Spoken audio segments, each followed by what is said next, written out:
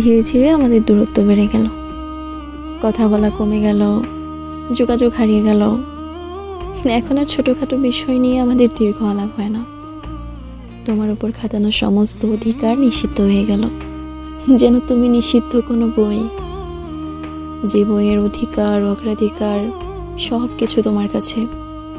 তুমি ভুলে গেলে আমরা একদিন খুব পরিচিত ছিলাম।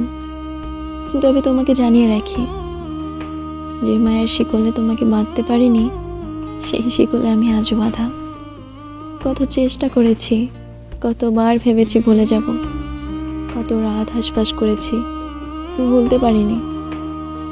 কারণ মানুষ যা ভুলতে চায় তা সে কখনোই ভুলতে পারে না, চক্রাকারে আবার ফিরে আসে।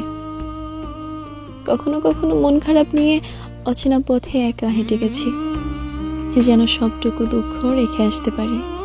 বাড়ি ফিরে দেখি দুঃখরা আগের মতোই দরজায় কড়া নাড়ছে, যেন আমি তাদের নিকট আত্মীয়।